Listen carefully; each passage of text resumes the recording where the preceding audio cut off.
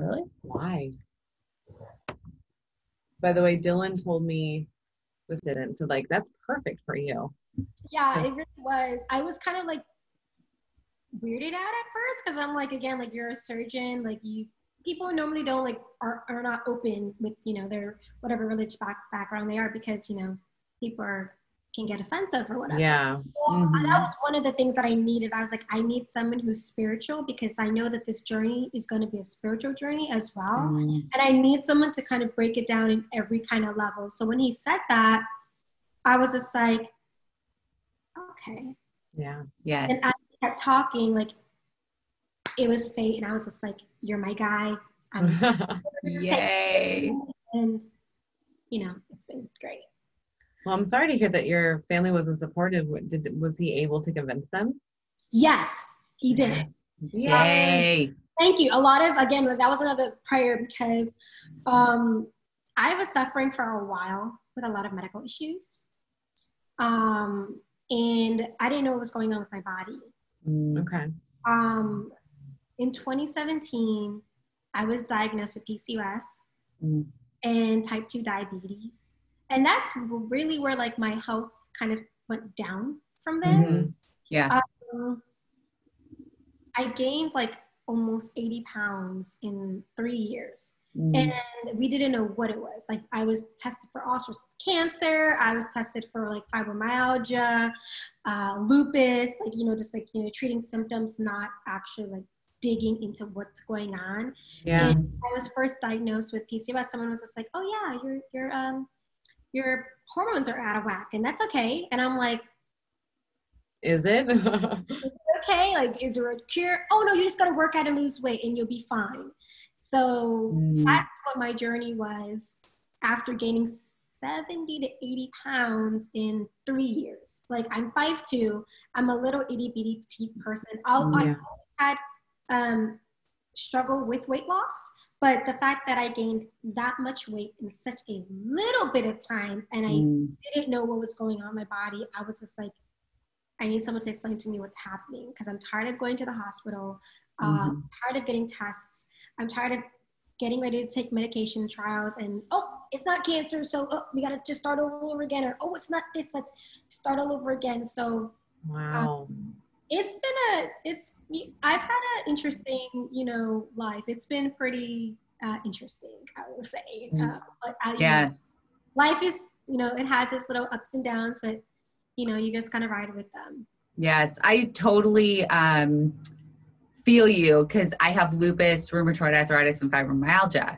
See? So, and that was exactly what it was. I mean, they treated symptoms. I mean, luckily it got caught very, very quick, but I also gained a ton of weight after I was diagnosed, really, because I just kind of gave up. And I didn't know what to do with these diagnoses. Like, what do I do now? And they're like, you just take meds and you function however you can function. And I'm like, and I did that for 5 years. Way too long. 5 years. And then I was like, no, I'm doing the surgery. And I'm back. I'm back. And I'm still on meds, but I know what to do and what flares it up and what doesn't. Have you kind of figured that out a little bit? What flares up your symptoms? What doesn't? Do you have flare-ups with? So with PCOS, there's no real pinpoint to it. Okay. And it's kind of like I don't want to say gateway illness, but it kind of is. It opens the door for other, you know, autoimmune illnesses to come in, like diabetes, high blood pressure, eventually lupus or cancer or anything that can attack the immune system and like will get the body. Wow. So I don't have any triggers. I don't know when or what may pop off. Fertility's been an issue. Well, I mean, I haven't tried, but I do know that is a part of PCOS. It's like fertility issues later on going through IVF, when it is time to do, you know, have children and things like that. So for me, it's kind of like a hit or miss what's going on with my body. And then with diabetes, so another funny story with health, I literally been fighting my entire life to just live. I I was born 3 months early as a premature baby. Wow. And I spent, I want to say 3 to 6 months in NICU. When I finally left the hospital, I weighed an average of 6 pounds. When I was born, I was 2 pounds.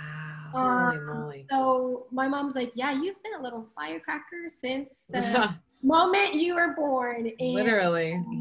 I've always been in and out of the hospital.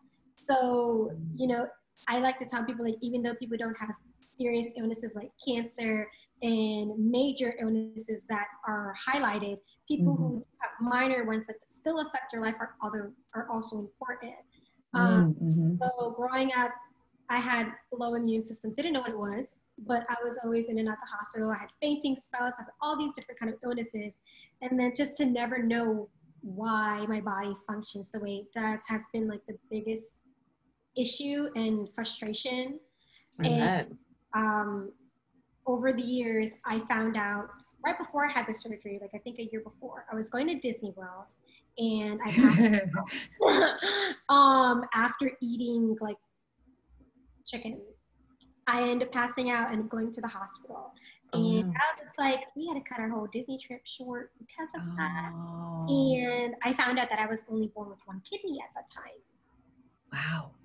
Yeah. So it was kind of interesting to like find that out. And then the year afterwards, I found out that I had PCOS and type 2 diabetes. So my health journey kind of got really scary because now I have to catch up to speed with having one kidney. And being diabetic, my numbers were going so high that right before my surgery, and the real reason why I had the surgery was because my doctor was just like, if you don't go and do something with your life, I'm going to put you on dialysis. And if you know anything about dialysis, like it helps your, you know, body function and everything like that. But if you only have 1 kidney, like, yeah, that's rough. It's literally like you can't be on it for long. Like you only have 1 of them, so it can hurt the kidney in the process of helping it. And my doctor had to make like a serious choice with me, and everyone literally had to get on board for me to have the sleeve, because again, I was going through a lot of health issues. I was gaining rapid weight. Now I have 1 kidney. My A1C, it was, you know, 11.4.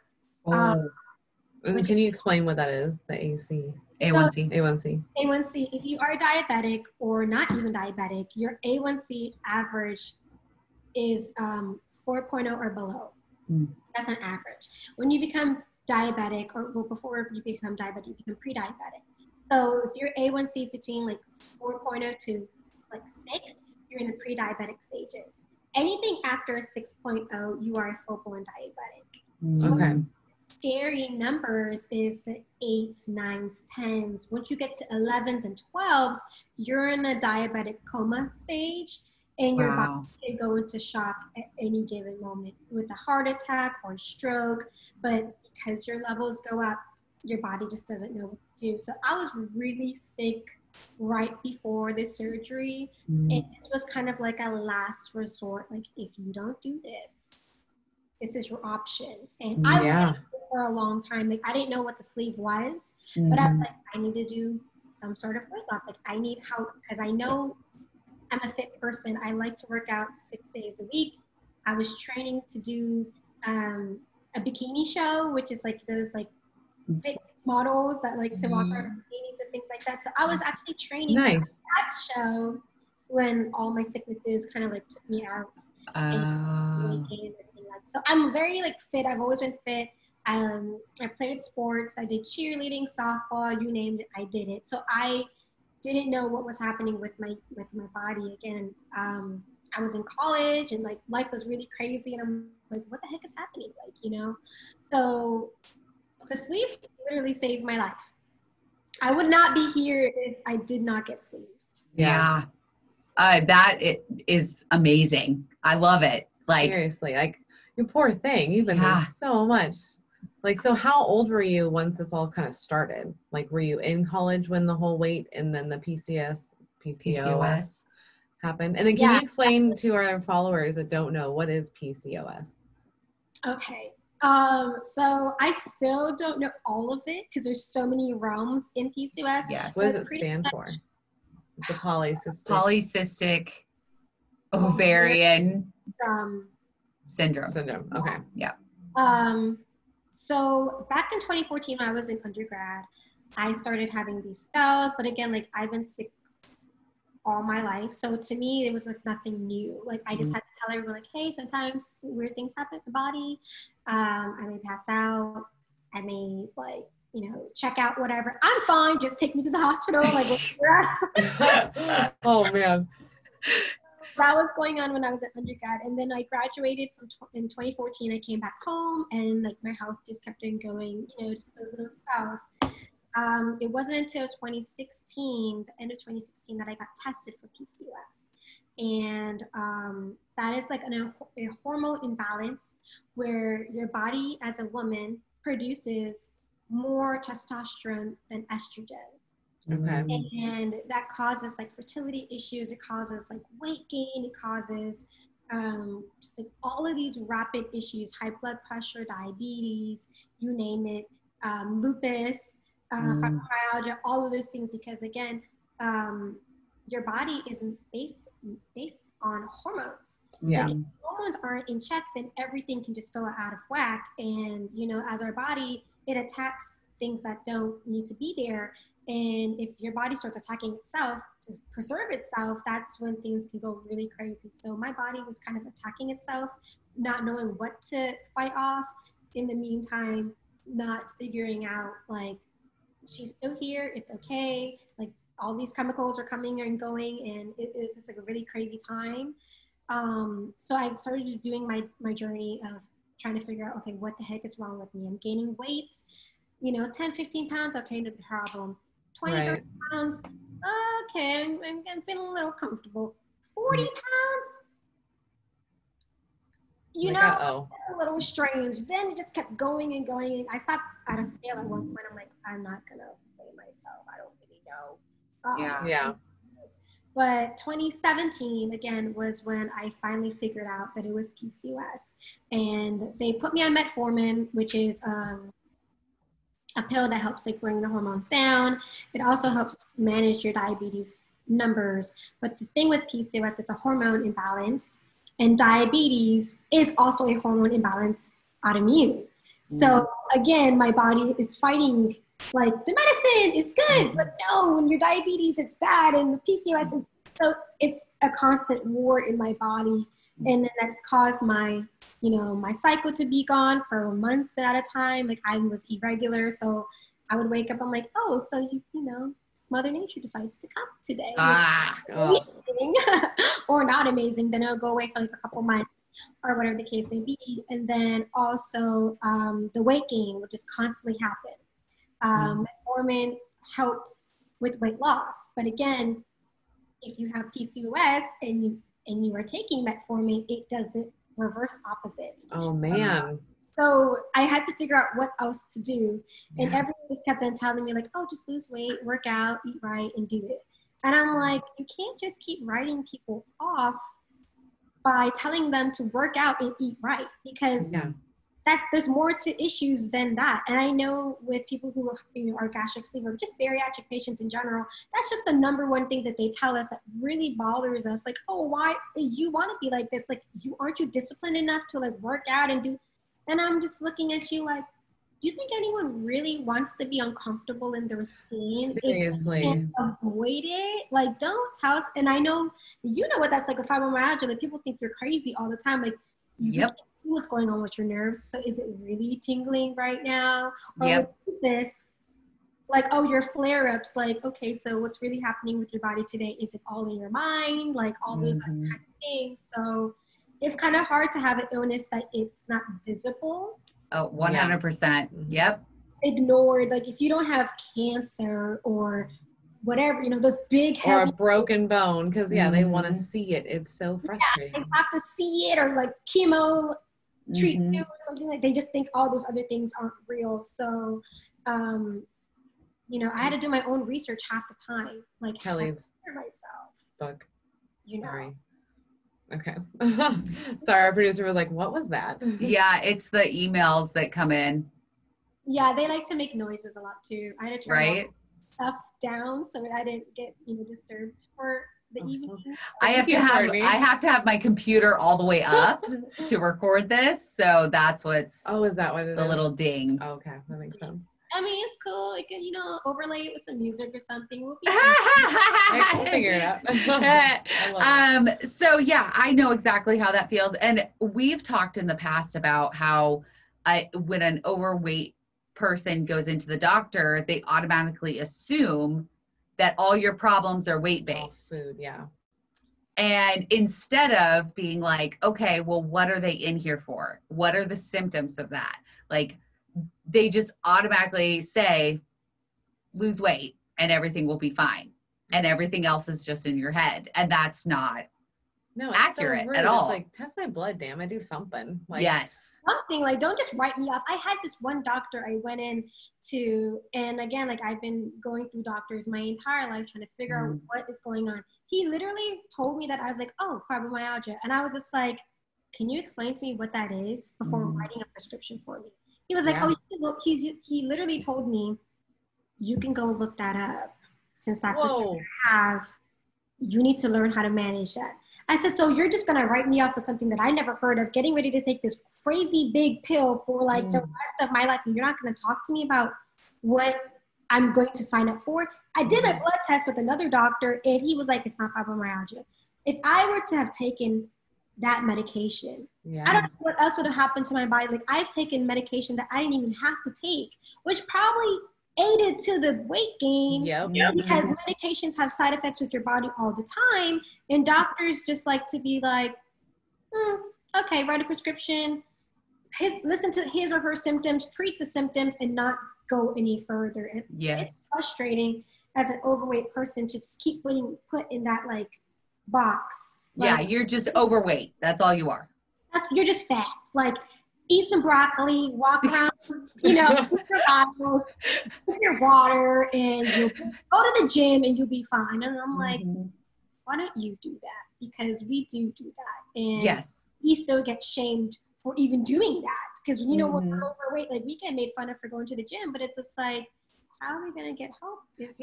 Where else am I supposed to freaking go? Like, the gym's supposed to be a place to work out. Why do you care what I look like? I'm trying to fix it. I've yelled at people before because they'll think it's funny to like repost pictures of like overweight people in the gym. And I'm like, dude, are you in the gym? Yeah. Like, I don't see you out there trying. Like, leave them alone. I get so angry. Yeah. I see people walk down the street, and if they're, you know, overweight, in my head, I mentally give them props. I'm like, seriously, you go, girl. You got this. You go, guy. You got this. I don't do that. I actually, like, if I see someone working out, I literally, like, I tap them on the shoulder, and I'm like, oh my God, are you working out right now? And they're like, yeah. Like, you're doing so good. I am proud of you. And then, like, someone will just start having conversations, because we need to, like, support each other in that. And it's like, only we know what we go through, you know, as overweight people, formerly overweight people. Like, it's a struggle all the time, even after like the weight loss is done. Like, we still struggle with that. And it's just like, whenever I see someone, you know, not saying smaller people I don't really like pay attention to, but if I see someone that's overweight that's trying, like, I want to make sure that they know that you're not alone and you are going to have your result, whatever it is. So keep going, because I feel like we don't, like, I wish someone did that to me. Yes. While I'm pushing myself, doing the right thing and still losing a pound, but not knowing like the medical reasons why I can't lose any weight at the moment. Oh, because you have ABCD. Oh, now I know how to treat it. Now I know what's wrong. And maybe now I can get to my goal, or find a way where I can get to my goal if it's not naturally. And I don't know. I could talk about it. And being positive, that's our whole thing. It goes a long way. Like, I just now compliment people all the time when I see them. I'm like, because people love compliments and people don't give them anymore. It's like, what is so wrong with? No, who was it? Katie VSG, I believe she posted the other day about, it was a story of a woman and her daughter were in an elevator. And there was another lady that was on the elevator, and the mom was like, oh, you look really pretty, or said something like, I like your boots, or it was something like a compliment. And they started talking and like having a conversation, and the lady starts to go off the elevator, and the daughter's like, oh, are you guys friends? And she was like, no, we just met. And she's like, well, I thought you only complimented your friends. Oh. And the lady pops back on the elevator and is like, no, we're women. So you always compliment each other. Oh, I like that. You support each other. You hold each other up. And I was just like, yes, that's what men too. But I mean, as women, we have to help each other. We have to help each other. Down for so long. And it's hard. It's hard. And we put each other down too. And that's what's like the killer. It's like, hey man, we're all together on this. We don't have to have just one of us. Like, let's all work together. We're a group. Yeah. We're a group. Seriously. And I mean, you can see it just within, just little side story, within this like weight loss surgery community, you see all these women like stand up for each other and give each other props and like, you're gorgeous, you're doing great. Like even on bad days, they're like, you got this. And it's just very, very heartwarming to see a community like this. Cause I've never come across anything like this before. No. Never. The positivity and the love is just amazing. I know I was scared. Like everybody knows that I was like low support through the whole process. And going into this community just from the podcast is kind of crazy because I was like, these people don't really mean this stuff, right? Like they're all just, and I'm like, no, they really mean it. And people message us and talk to us and like, yeah, like they genuine people. And I was like, okay, cool. Like because I'm so used to people being negative towards me about my weight loss and going through the surgery and process. And I just assume everybody's going to be that way. And I have to learn that that's not how it is in this community because we all have been bigger. We all know the dread. We all had to go through this crazy process. It's not easy by any means. And we hate it when we hear that word. It is so hard. And when I first reached out to you guys, I was just like, oh my God, someone understands me. Like, it's so nice to hear the community. It's a community that I never thought that I needed, but I'm so happy to be a part of. And I didn't have support because I didn't tell anybody. I was ashamed to tell someone that I was using this option because I have always been the fit girl or the skinny girl or the model girl. Because back in the day, I used to do pageants and I used to model. So when I kind of, lost my figure, I was just like, oh my God, like what the heck? And then when, I wanted to do something for my health and I tried the regular way, like the working out and things like that. And that didn't work. I was just like, well, what do I do now? And then just like not even having like a family understand like why this is important. Like, I think they were scared because they just didn't know. And that's another thing. I feel like people who choose to go through this alone or like whatever, it's because people don't know how to understand like what is that person going through, especially those of us that are closest to us. Like they see us every day, they see our good habits and our bad habits, and they don't want us to use this as a tool and then rely on the tool, and then if it falls off, people have to do it again. But I had to explain to my parents, like, I need this. Like, you guys, I can't do this anymore. Like the lowest moment for me was in 2018, when my fiance proposed to me. I was shopping for my dress that I didn't know that I was, that dress. And my sister-in-law was just like, yeah, let's go shopping and I'll help you. And I'm like, I don't go in the mall at all. Like in and out, being a plus size girl, and you can't find any clothes, and then your options are like Lane Bryant or not that those are bad. I'm not going to say that they're bad. No.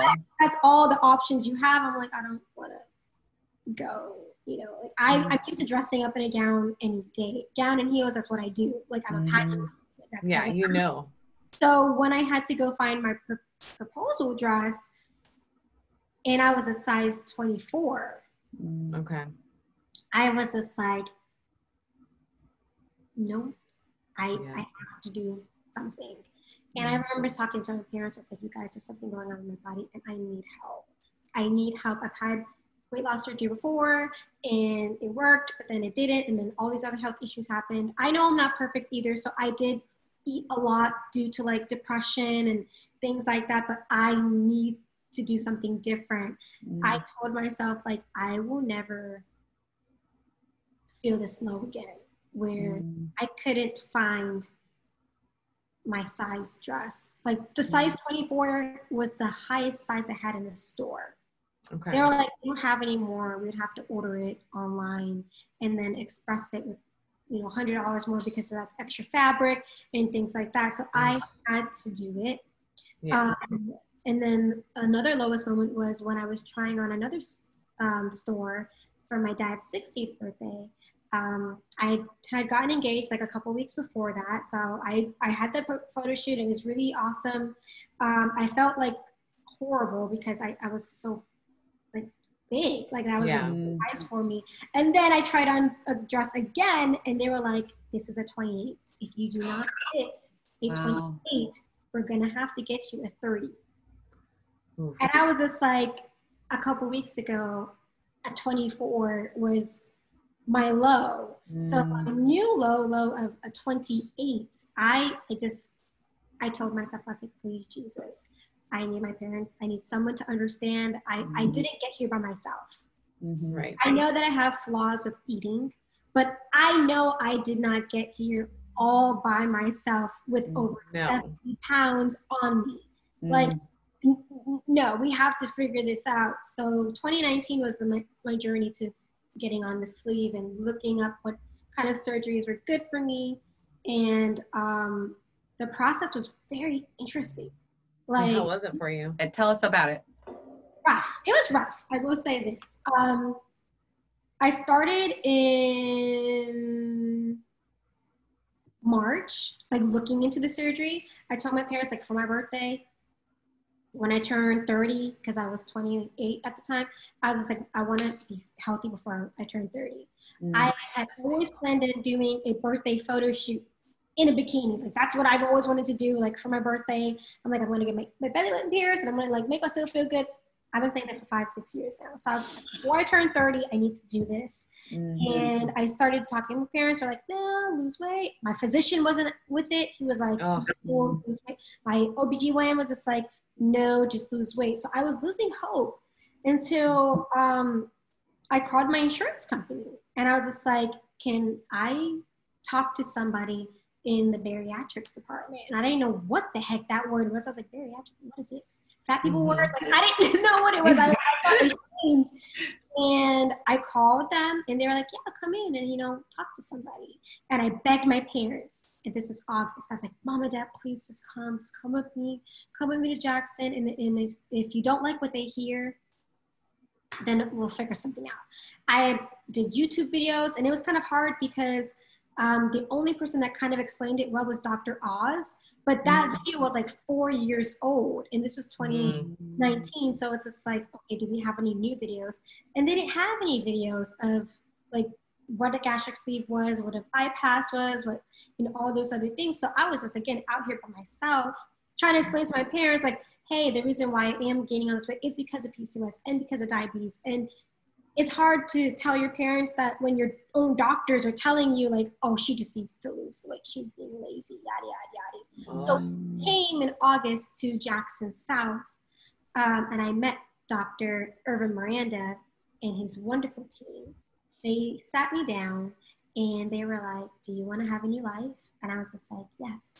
And then the receptionist was like, Dr. Miranda is going to change that for you. And I was just like, okay.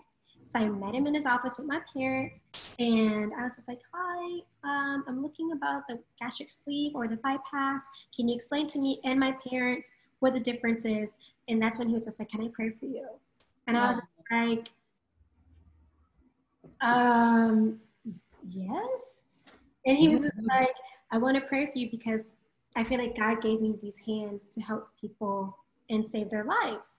And if you're going to be my patient, I want you to know, like, I put my faith in God first and then my talents second. So if you are going to be a candidate for the bariatric, surgery, I just want to let you know, like, that's who's going to be guiding me as well as my team. So I was just like, okay, ding, ding, ding. I looked at my parents, just like, you hear that? Yeah, did you hear that? Yeah, because I heard it. I've been waiting for this moment forever. Like I started back in March, and like they played games with me. So he explained to me what the weight loss surgery was. There's two options. There's a bypass and there was a sleeve. Because I had only, I think, 6 instead of 8 of the medical illnesses, I was only categorized for the gastric sleeve. And I had type 2 diabetes, I had sleep apnea, I had PCOS, I was overweight, and then I had other complications that could possibly continue if I didn't lose the weight. And he was just like, I'm going to talk about the sleeve. And I was just like, why did they call it a sleeve? And they were like, well, by the time you're done, your stomach is going to look like a sleeve because majority of it is going to go. So I loved how he explained what was going to happen to my body. I loved how he's talked to my parents, and whatever questions they had, they felt safe. And I was just like, I want to find out if I get insured through this program, if you're going to be my doctor. Because there's like 3 people in there. And he was just like, if I don't do it, there's 2 other people. And I was like, I want you, Dr. Yes. Yeah. So he was like, okay. The next couple of days, I did my paperwork and everything like that. And I got approved with him as his patient. So then I had to go through, the journey. And normally it takes like 6 months for, the prep to start. An average between 3 to 6 months for the prep with the liquid diet, the psychologist, the nutritionist, and you had to go through like a heart specialist and all sorts of stuff. But because my health was rapidly declining with my A1C number, he was like, listen, I need to get you on the table as soon as possible. So we're going to start November 18th. I'm sorry, I said 17th earlier. November 18th. Okay. So again, this was August. I had from the end of August to November to get everything done. Wow. They were like, we're going to try to rush it because of, your health issues. But if not, we're going to get you before the end of the year. And I was just like, oh God, please. Like, I don't, like, I'm trying to plan a wedding and like, help me out, doctor. Cause I tried on some wedding dresses just to see what I look like. And it was a hot mess. I was like, no, I looked horrible. But yeah, from August to September, November, I was prepping. I had to go through the psych evaluation. I had to do that for 4 hours. And I was just like, this is a lot. Yeah. 4 hours. That's a long one. 4 hours. That's a really long one. All day, like 2 days for 2 hours. And the other 2 hours, they had to sit down and talk to me to make sure that I was not abusing food. I had like a food disorder, which I didn't even know that overweight people had food issues. Like I just thought that we were like emotional eaters. But I had to make sure that mentally I was not abusing food, and that if I did have this surgery, that I would not abuse food. So I had to go through that. Of course, I got a check. I was super happy about that. And I had to go through 4 weeks of intense nutrition classes where they talked to me about what my body is going to be going through, what you're going to expect afterwards, your process, and all of that stuff. And that was like, everything had to be sped up so I can make that day, because I could not have it in November, because December and January, my physician was going to put me on dialysis. So we had to speed up the process. So I did this class. I did the psych class. I had to do a stress test with my kidneys and my heart, with the EKG. I had to do all these things. I had to do a liquid diet. I had to do all of that stuff. I actually did like the 14-day liquid diet, and I found out on day 12 that I didn't have to do the liquid diet. Oh, no. And I was just like, what? Like, yeah, I'm so sorry. I wish I told you. And I was just like, the nutritionist said I had to do the 14-day liquid diet. Well, I was like chicken broth, fermented protein. And I was just like, this stuff is disgusting. Like, That's funny. I found out that I didn't have to do that, and I just had to like eat very low like meals. I was like, yes, that's the. I don't know about you guys. Like, I hated the pre-op. If you had to do it like that.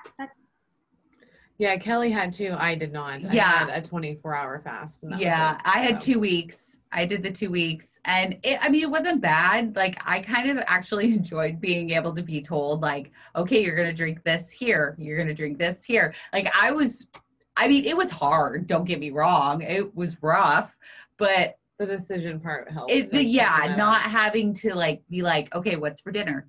Oh, well, we're having a protein shake. Oh, what's for lunch? I'm having another protein shake. Yeah. It was nice to be able to not have to. It's like freeing. Yeah.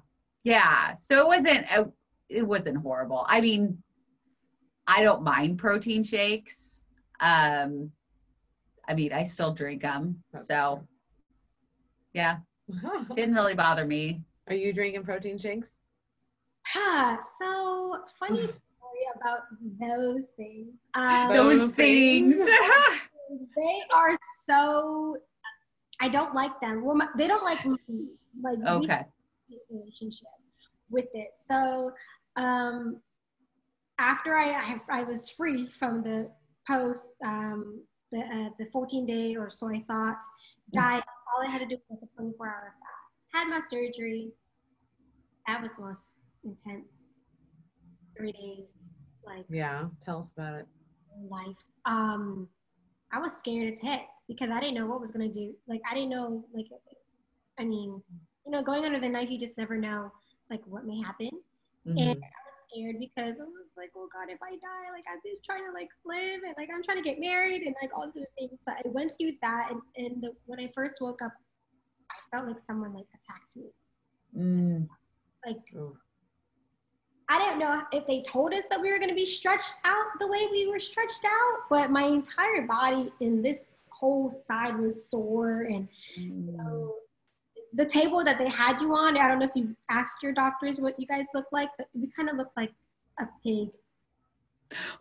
Really? I did not ask. I don't think I did either. No, so that might be a next question. It's like if you've seen like those pork pigs for like those holidays or like all four, and that's what our body looks like on the table. And our pig is like in like the one of like those massage things, like so you massage and you put your head there, and then your body's kind of like relaxed. So that's exactly what you're in for your surgery. So when you wake up and you have those neck pains and you're like, why is my body like we're stretched out so they can do the. Oh, good to know. Seriously. Yeah. Thank you, Courtney. Yeah. Thanks for that info. Yeah, it was interesting to learn. Because I was just like, why do I feel like I'm about to die? Like half of me was not functioning. It was crazy. So then we can do fast forward and then I'll get back to the story. But the protein foods, I don't like them because they made me sick. Dumping syndrome was real for me. And then I had an issue with dairy. And okay, that makes sense. Yeah. Stuff with like Quest, like when you guys are in Premier Protein that you guys all suggested, I was fine for a couple of days. Then a couple of days it wasn't. So then I tried everything under the sun, and I'm like, okay, so I'm just not gonna. Yeah, your body doesn't want it, does not like it. It wants the fresh foods. It wants the real like meat and veggies and things like that. Yeah. So is that's normal? All of those things is that a normal process that happens, or? I didn't hear you. What'd you say? What was the question? Is it a normal? I can't see my Zoom. What happened? Hold on, I'm having some technical issues with my computer. Okay.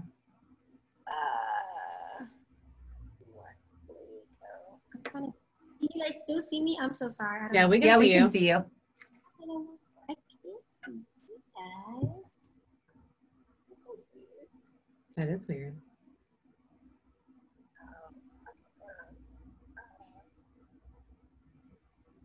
Can you hi, I'm here. I can't see you guys anymore. That's weird. Very strange. I don't know what's going on here. taking it. You're fine. Take your time. Okay, good. Oh, what is happening? I'm not a tech person. I'm gonna ask my fiance to come and fix this. Yeah. Probably one Yeah, second. go right in. Okay.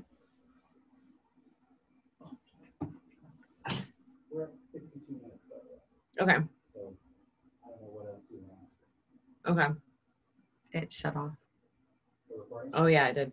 But we have like this captures video and audio, so it should be fine. I don't There know. she is. I'm back. I still can't. They can see me, like, but I can't see them. Fix it. Please fix it. Fiance, how did you do that? I love it. Okay, no, don't do that. I don't want to switch anything. Okay, thank you. Can you see us now?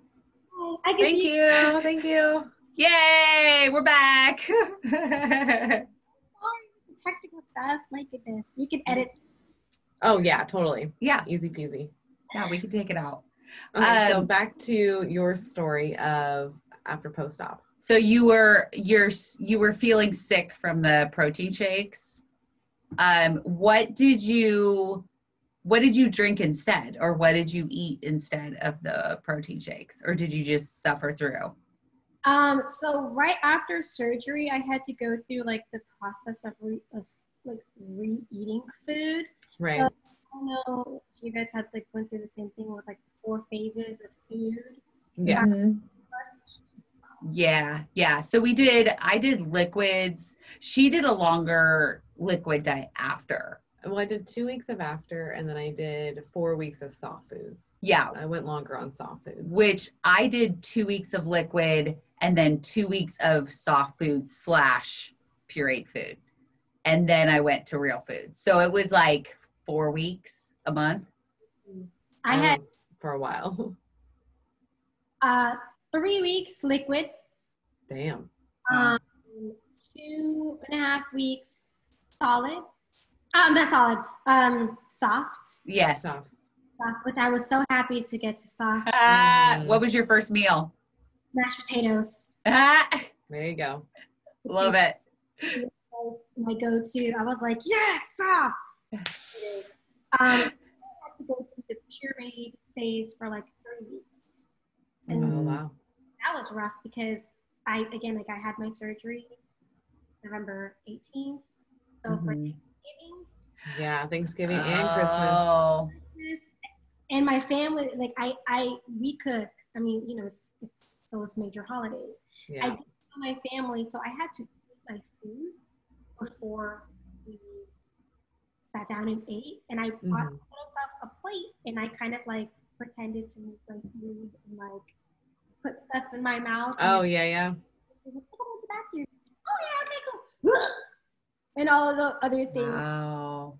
I was dedicated. I mean, my mom and my dad knew, but like my grandmas didn't know, my aunts didn't know, because I just didn't feel like just hearing like whatever things that they may say or may not say. So my dad and my brother were and my fiance were really, really supportive, just helping me get through, just like those awkward stages. And then again, December's rough because it's Christmas, New Year's, my dad's birthday, my fiance's birthday, my aunt's birthday.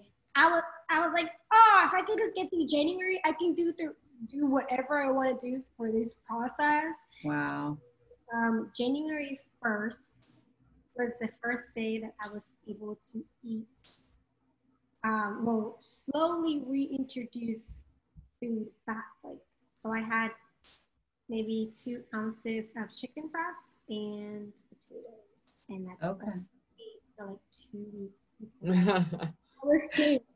I was scared to eat food. It just felt so weird. Like my body was making these weird loud noises when I was digesting. Yep. And Yeah. then I didn't know what that was for a long time. Yeah. Forever. So I get it. I was like, why are you yelling at me? Why are you yelling back at me? I didn't do anything. It was awkward. I bet, because I would get this weird sensation to where like I wouldn't swallow meat. I'd be like, nope, too big. I would just chew on it for a while, and then like a cow, like Yep. Mm. And I would just slide it and then just do a small swallow. But for a while, I had to just reintroduce food. And then the hardest thing was, my gosh, drinking. Oh, okay. What was your first sip like after surgery? Oh, God. It was very hard. Oh, my God. I thought I was going to die. Oh, it was painful because I was swallowing and then you could just feel everything. Like, Yeah. You could feel it go all the way down, which is an odd feeling. Oh, totally. Right But after surgery. I don't remember it hurt though, so I'm so sorry, girl, because it didn't hurt. I felt like I was almost choking when I took my first sip. Oh, wow. Just because there was like, I don't know, it just felt like it was stuck. yes. And I'll still feel like that sometimes, like when I have burps, like I can't quite burp properly. And so I kind of have to breathe myself through it because I will feel like I'm almost choking. Oh, wow. Yes. I even today, like whenever I'm done, I followed everything that this man told me to do because I did not want to have any complications. So if they said to do 30 little sips, 5 minutes apart, I was like, and then I think I was, like not drinking with a straw. Like I was a straw like fiend. Like I love straws. Ditto. So learning to not drink with them and still not drink with them, it has been like an adjustment.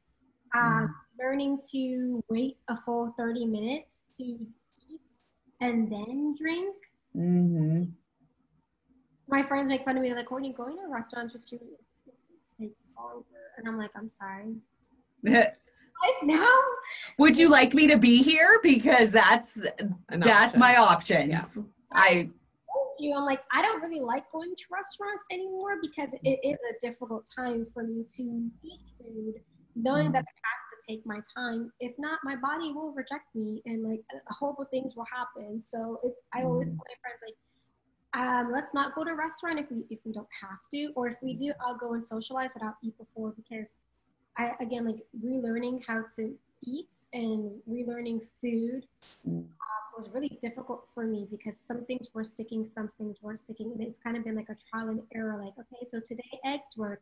Oh, tomorrow eggs don't work. Today, oh, no, chicken's too rough for your stomach. I was not a red meat person. Steak is my best friend. I can't eat chicken. I was gonna say, right? I'm the same way. Chicken is like but I could eat steak all day, every day, and I'd be fine. Okay, so I'm not an alien because I never ate steak before. Like I was not a beef person. I always ate chicken, and the fact that I get more, it just goes down smooth. If that makes any sense. Oh, yeah. No, I was not a huge red meat person before.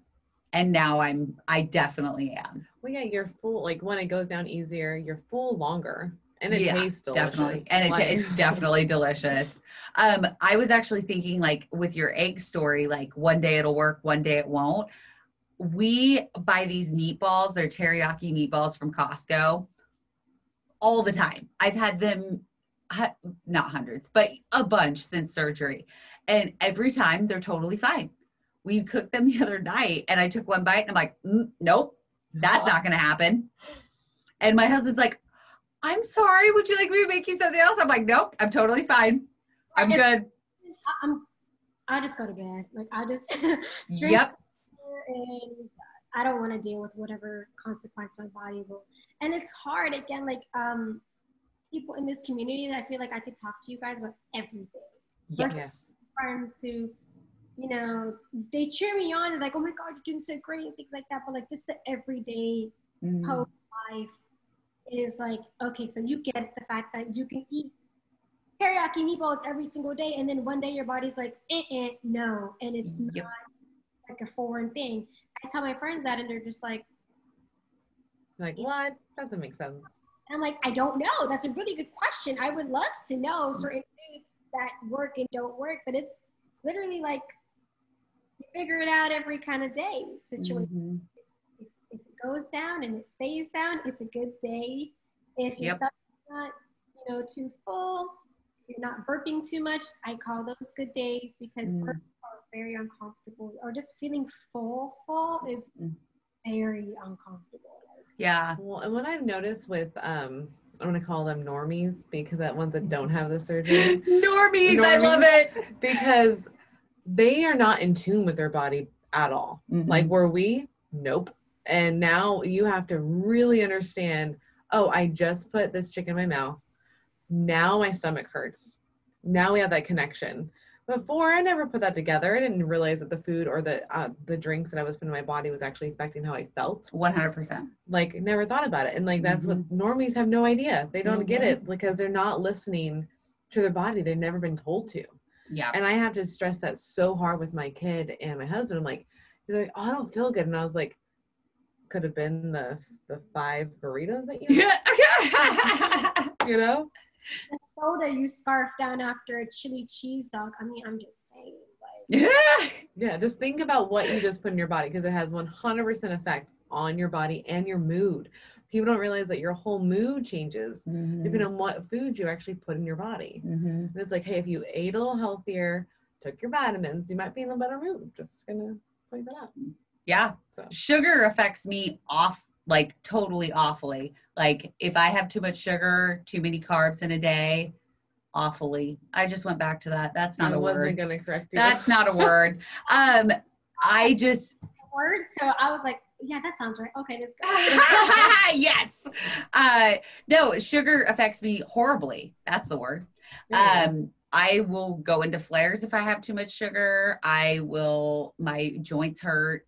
I'll get headaches if I eat too much sugar. But I never put that together before I had surgery. No, because the doctor only kept telling us that we're go eat healthy, go work out. And take your meds. Yeah. Those 3 things, like, for life, just keep doing it. And then I also had to tell, like, my friends too, like, my normies, I think those are good. Yeah. But not in front of them. So I gotta, hopefully I don't say it in front of them. But Hashtag normies. Hashtag normies. My normies, I had to let them know, like, your body tells you everything that it needs to tell you. We as Americans, we literally don't learn that. Like, we learn everything else but that. And it's just like, if we learned how to listen to our bodies, half of the problems that we have are avoidable. Like, obesity does not happen because you can't stop eating. You have to learn to stop.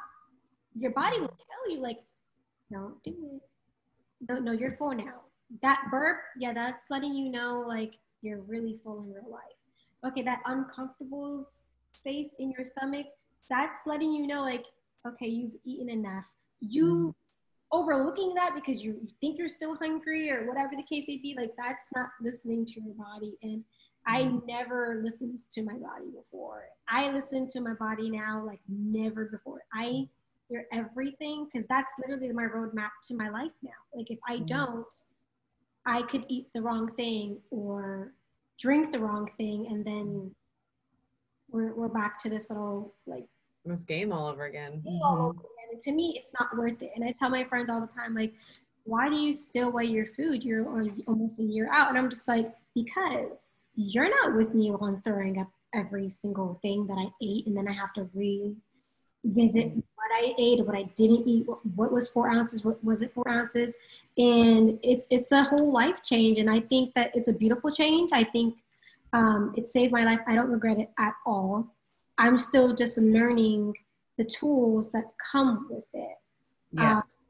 To learn, like, if you don't listen to your body, it will do more harm than good. And I think for some people who have to get, like, re-sleeved and things like that multiple times, I personally just don't understand how that could happen, because to me, that pain that I feel when I eat maybe like an ounce or 2 more, like, that will shock me in itself to just stick in this guidelines and just wait a couple more hours. You can eat again or just drink some water and you'll be fine.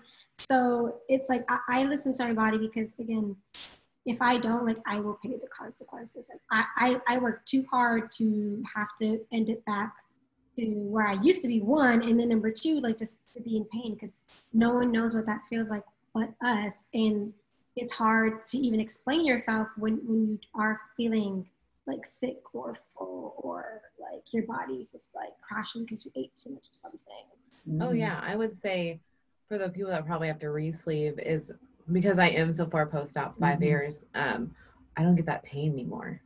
Wow. So like it's happens every once in a while if I've it only really happens I have food and then like a drink right after where I forgot, I still have to wait. Oh yeah, I'm not normal. Like I still have to do these You're not things. a normie. I'm not a normie. I have to do these things.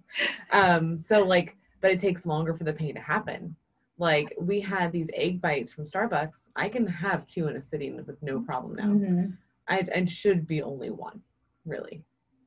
It really should be for what we can fit. But now I'm so like post-op that I can fit more. So the mental game is you have to be like, oh, you have to pay attention to what you're eating, how much carbs are in this, how many calories in this, did I work out today? Am I leveling out? Like if you're not mindful, it's a very slippery slope to go right back in if you don't know why you're eating certain foods, because I do emotionally eat.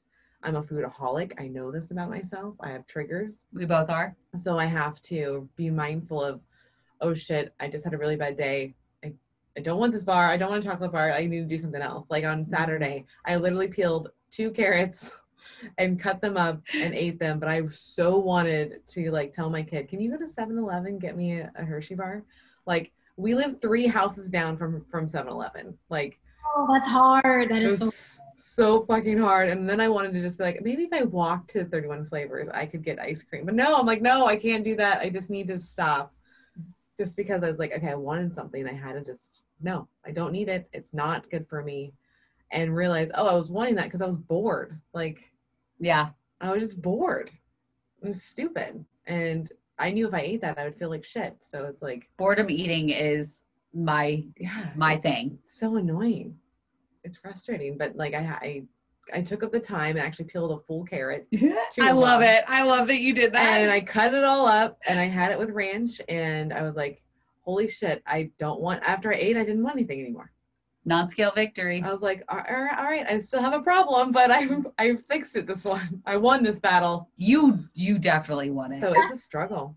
Listen, the fact that you live that close to an ice cream place, like if I can eat dairy, see, a lot of the things I think for me, I have negative effects on most of the fatty foods that I used to eat. I've tried introducing and my body would just, nope. Yeah, nope. That's good.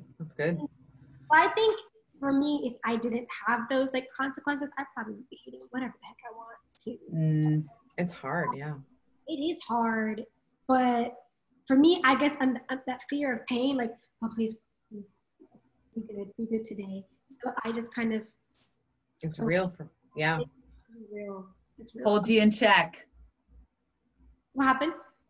Oh, hold you in check. Yes. Oh gosh, it does. Not positive ways either. It's just like, you want to throw up today, or you want to be good today. Seriously. Those are your options. What would be like the best advice you can give a fellow weight loss surgery person? Or somebody thinking about having weight loss surgery? I said that very awkwardly. What would I say to a normie that will be a sleever or a bypasser? I would to do your research and to just pick yourself. People are not going to agree with you. Your own closest family and friends may not support you, but this is your life. And if you're tired of feeling how you feel, then you need to make the change. And you may be doing it by yourself at first, but then you find a support group. You Google, use Facebook, use your resources to find outlets. And again, I love this weight loss community because I can just go on my Facebook page and I'm feeling like caca and I find someone who, they had a NonScale Victory and I feel good. And I'm like, oh my gosh, yes, you had a NonScale Victory, me too. And then I start better versus like my friends that, or my family that are supportive and they are trying to be the best supportive, but it's just like, okay, you need a little bit more. And then you find your community. So I would say to just keep going and then remember why you want to do this. Because some people also like, oh, I'm going to do this to, for my husband or my kids or my wife or my parents to stop getting on my case, whatever. No, like if you don't do it for you, recovery is going to be harder. Yeah. And then you'll end up even like wasting your time and your money and the pain, and it would just be not worth it. So do it for you, find your support. It may not be people that you know, but that's fine. Sometimes it's the people you never met that are like literally the closest to you that will understand you more than your best friend or your mom. And again, like there's nothing wrong with your community that you have, but it's nothing like talking to someone who's been under the knife, who knows exactly what you're going to go through, or very similar where you can just have that connection. I would also say to listen to your body and follow all of your steps. If you find that there's something wrong, know that it's okay and know that you can fix it, whatever the problem is, because that's what I'm kind of going through right now. Sleeve patients are not known for having dumping syndrome. Right. Throughout my whole process, I've had dumping syndrome, severe dumping syndrome.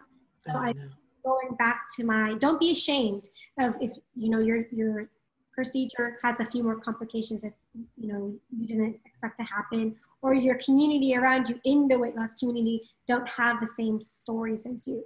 Your surgery is different from theirs, and to keep figuring out what the problem is. And for me, I could just be like, oh yeah, I'm throwing up and, you know, this is part of like the bariatrics life. But then I woke up, I'm like, no, there has to be something more. And I have to know what it is. Talking to my doctors to figure out, hey, we're going to find out what's wrong with you and what's going to help you get better. So if you trust us, really trust us, then we'll promise to help you go through it and you will make your goals and everything will be okay. And then also to not be so hard on yourself. Yes. So critical of ourselves post-surgery. Like, it's been a journey. Like, however long it is, okay, you don't make your scale victory by your year goal. Like me, I know I'm not going to make my year goal by losing all of the weight that I wanted to lose. But I'm not going to beat myself up about it anymore either. Like, I have to tell myself, like, I love me and I've done a damn good job, like, losing this weight. It hasn't been easy, and to keep going. Like, I will get there if I stay on the road, and for us to not beat ourselves up, because we are our own worst critic. We are. Definitely. And we need to give each other ourselves grace. Yeah. And just don't give up. Start again tomorrow. Just keep going. Yep. Yeah. That's all great advice, Courtney. Thank you. We appreciate it. Is there anything else you'd like to add? Yeah, we're running out of time. Oh, there goes my voice. If there's anything else you'd like to add before we go, let us know. I just want to say thank you guys for having me on the show. I love you guys. Thank you for just always being open and honest with every episode. For diving into what this life is like for you two. I love the fact that you guys are friends and you guys have been through it. You started first and then you started second, and then now your brothers and like your whole entire community, like you two started, and now you have a whole family that literally like understands what it's like. So again, thank you for making our sleep life. Shirts, I love everything, and I love the fact that at any given moment I can slide on the right now. I can slide on, or on the Instagram or the YouTube. The website is amazing. Oh, thank you. Yeah, what's going on in sleep life. So thank you guys so much. If you are someone who needs support, Google is a wonderful thing, and to just know that you're never alone. Oh, awesome. Well, thank you so much, Courtney. And we'll talk to you soon. Yeah, and message us anytime you have any questions or just want to chat. Yes. Bye, you guys. Be safe and happy holidays. Yeah, Thank you too. Good luck on Saturday. Yeah. Bye. Bye.